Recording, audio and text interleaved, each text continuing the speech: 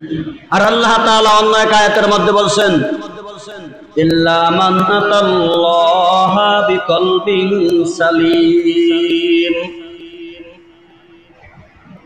হে দুনিয়ার গোলাম, ভালোভাবে শোন, আমি আল্লাহ তাআলার কাছে একদিন না একদিন ফিরে আসতেই হবে। নাকি আল্লাহর কাছে যাওয়া লাগবে না? কার কাছে যাওয়া লাগবে না? আল্লাহ বলতেছেন আমার কাছে একদিন না একদিন তোদের আসতেই হবে, কোনো সন্দেহ আসেনি। কুল্লু নাফসিন যায়িকাতুল মাউত সুম্মা ইলাইনা তুরজাউন।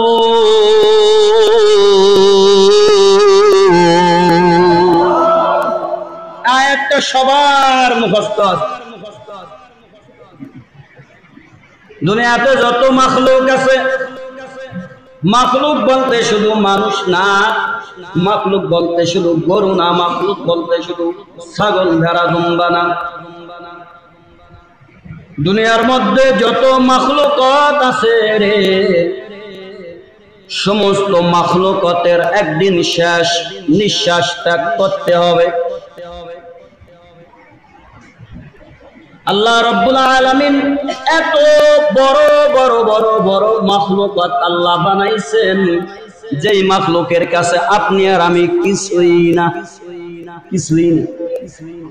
সাগরের মধ্যে এক একটা তিমি মাছ কত বড়, তাকায়া দেখো, টনকে টন টনকে টন চিংড়ি মাছ এক লোকমায় খায়া ফেলায়।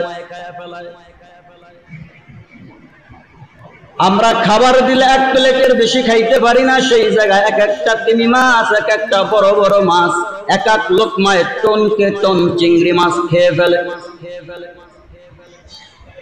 তাহলে এবার একটু চিন্তা করেন, যেই মাছটা এক একটা লোকমায় টনকে টন মাছ খেয়ে ফেলে, ওই মাছটা কত বড় হবে। আল্লাহ রাব্বুল আলামিন পাহাড়ের ভিতরে, জঙ্গলের মধ্যে এত বড় বড় বড় বড় এক একটা মাখলুক আল্লাহ বানাইছেন। এক একটা মাখলুকের খাবার এক এক বেলায় এক একটা হাতি। সুবহানাল্লাহ কইতেন না? অ্যামাজন জঙ্গলের মধ্যে তাকাইলে এমন এমন জায়গা আছে রে ভাই, ওই অ্যামাজন জঙ্গলের মধ্যে পৃথিবী সৃষ্টি হওয়ার পর থেকে নিয়ে আজও পর্যন্ত ওই সূর্যের তাপ, সূর্যের আলো মাটিতে পড়ে নাই। এত ঘন জঙ্গল, পৃথিবী সৃষ্টি হওয়ার পর থেকে আজও পর্যন্ত বৈজ্ঞানিকরা বলেন সেই সূর্যের আলো মাটিতে পড়ে নাই। কেমন জঙ্গল সেটা! সেই জঙ্গলের মধ্যে আল্লাহ বলেন আমি এমন এমন মাখলুক বানাইছি, এক একটা মাখলুকের এক এক বেলা খাবার এক একটা হাতি। কি বুঝলেন? আরো বুঝেন, এক একটা মাখলুকের খাবার এক এক বেলা এক একটা হাতি, সেইটা ধইরা নেওয়া যাবে বিষয়টা এমন না।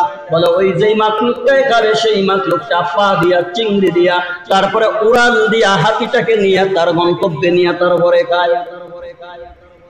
এবার বলেন এক একটা হাতির গায়ে কত মন গোস্ত, কত ওজন।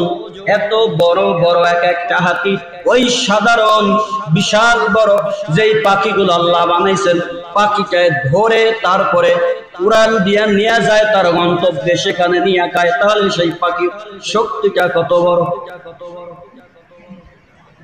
আল্লাহ তাআলা বলেন কুল্লু নাফসিন যায়িকাতুল মাউত সুম্মা ইলাইনা তুরজাউন।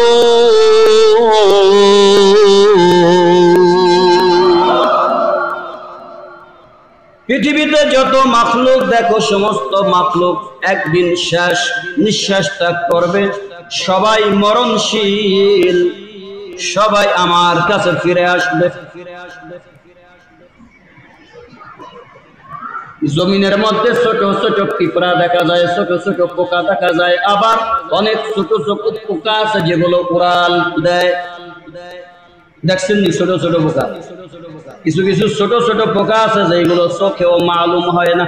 আল্লাহ বলেন ওই যে ছোট ছোট পোকা যেগুলো চোখে মালুম হয়, ওই ছোট ছোট পোকারও একদিন মৃত্যু হবে, সেও মরণশীল। ওই পোকাটাও আমি আল্লাহর দরবারে আসবে। ইল্লা মান আতাল্লাহ বিকলবিন সালিম।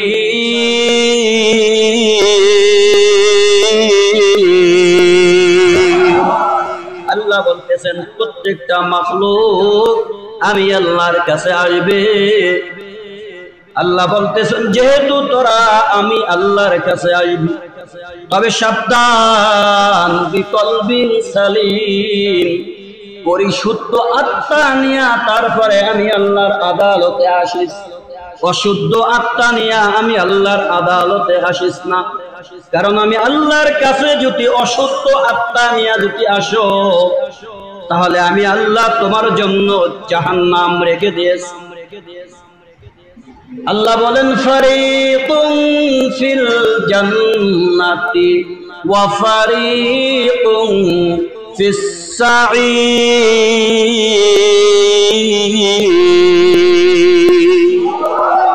রাস্তা হইল দুইটা, বলেন কয়টা?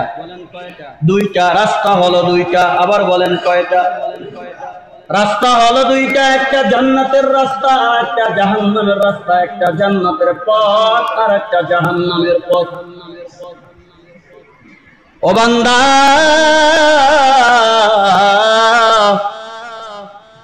তোদের সামনে দুইটা পথ আমি আল্লাহ রাইখা দিয়েছি, জান্নাতের পথ এবং জাহান্নামের পথ রেখে দিয়েছি। এখন কি কি কাজ করলে জান্নাতে যাওয়া যাবে সেই বিষয়গুলো আমি আল্লাহ তোদের কাছে দিয়ে দিছি।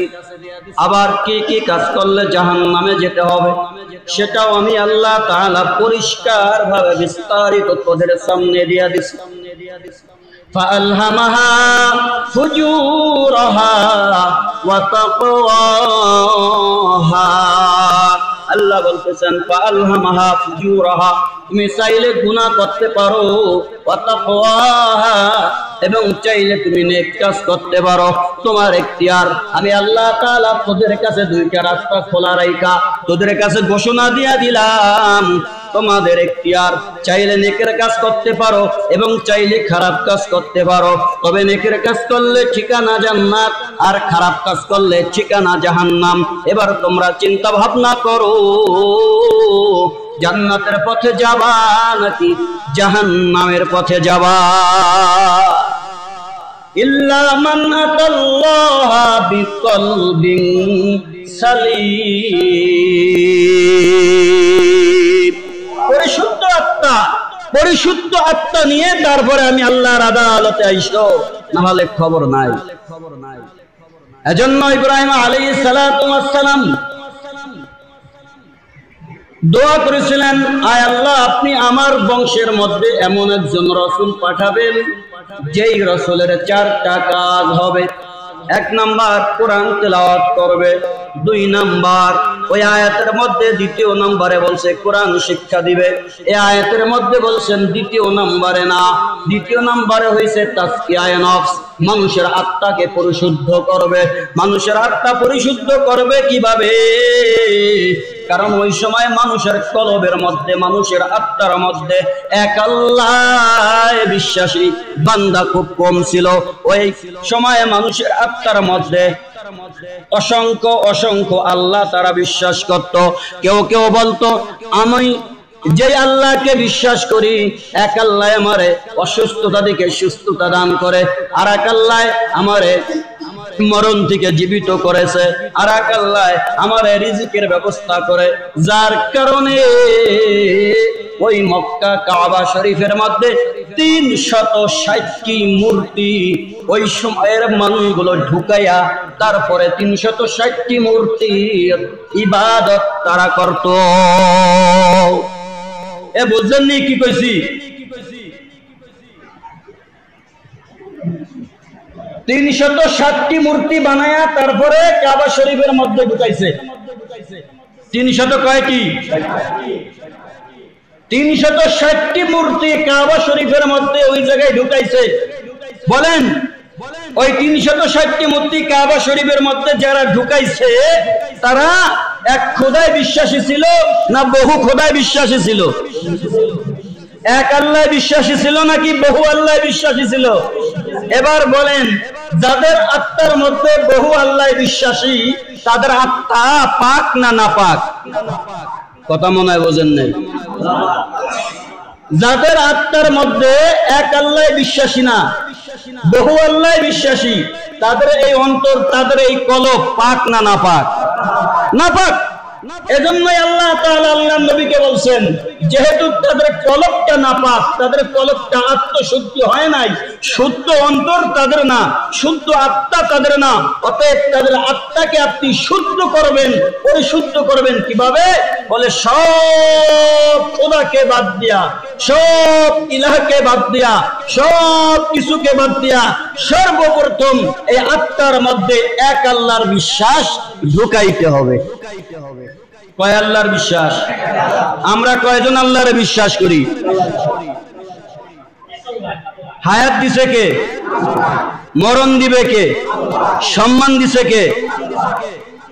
সব কিছু আল্লাহ দিছে। এবং আপনাকে আমাকে খাওয়ার মতন যে শক্তিটা, আমি যে আমি সামনে থেকে খাবারটা তুলে তারপরে মুখে দিতে পারছি, এই যে হাতের যে শক্তি, এই শক্তিটা কে দিছে? সব কিছু আল্লাহ দিছে। এটা আমি বিশ্বাস করি না? কি আপনারা বিশ্বাস করেন? সব কিছু আল্লাহ বানাইছে। সব কিছু যদি আল্লাহ বানায়া থাকে, এইটা যেমন দুনিয়াতে বিশ্বাস করেন, তাহলে মরার পরে আল্লাহ তাআলা আপনার আমার সামনে দুইটা পথের কথা বলছেন, একটা জান্নাতের পথ আর একটা জাহান্নামের পথ।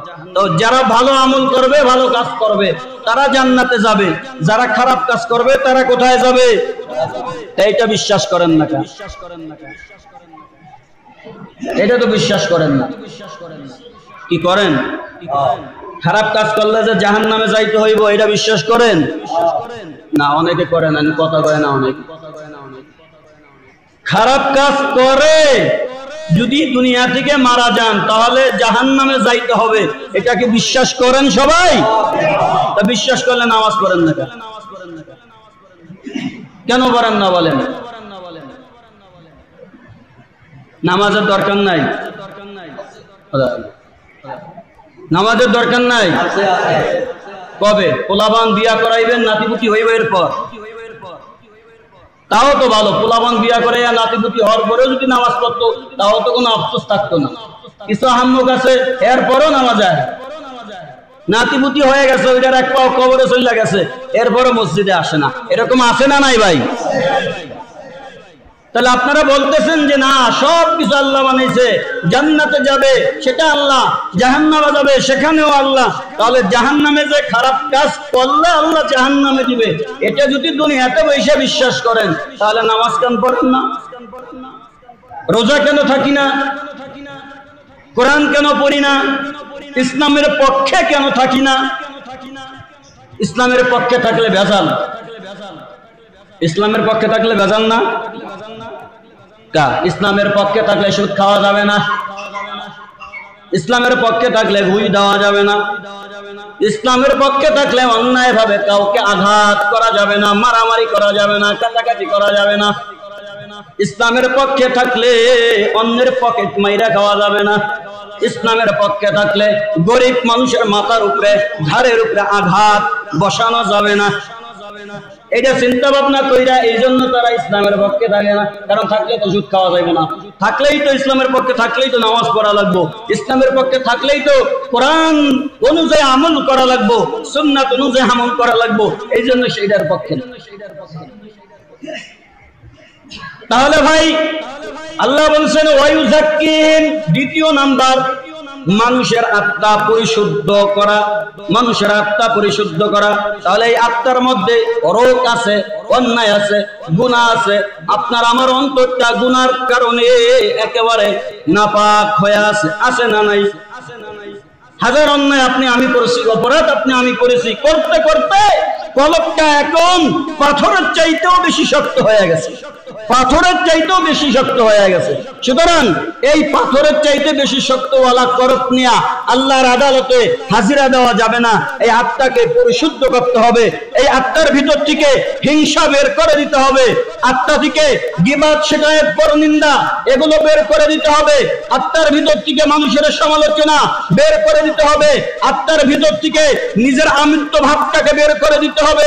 আমি অমুক দলের নেতা, আমি তমুক দলের নেতা, আমি বড় মুসল্লি, আমি মসজিদের সভাপতি, আমি মসজিদের সেক্রেটারি, আমি বড় মুফতি সাহেব, আমি বড় মুহাদ্দিস সাহেব, আমি বড় পীর সাহেব, আমি বড় মুরব্বী, আমি এই জায়গার এই ওয়ার্ডের মেম্বার হব ভবিষ্যতে, আমি এই ওয়ার্ডের এখন নেতা হিসেবে আছি, ভারপ্রাপ্ত চেয়ারম্যান হিসেবে আছি, অমুক আছি, তমুক আছি, এই আছি, সেই আছি।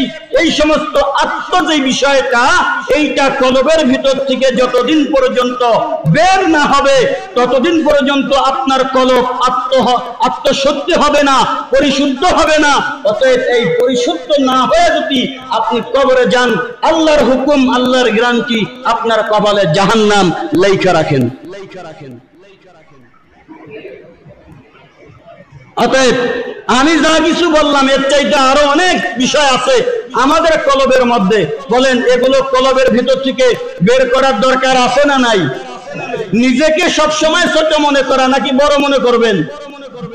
যদি নিজেকে সবসময় বড় মনে করেন, আজ হোক কাল হোক জোতার বাড়ি কপালে থাকবে, লিখে রাখেন। পৃথিবীর মধ্যে ফেরাউন সবচাইতে নিজেকে বড় মনে করেছে, আল্লাহ তাআলা জোতা পিটা করে তারপরে মারছে। নমরুদ পৃথিবীর মধ্যে সবচাইতে বড় নিজেকে মনে করেছে, আল্লাহ জোতা দিয়া পিটাইয়া তারপরে দুনিয়া থেকে শেষ করে দিছে।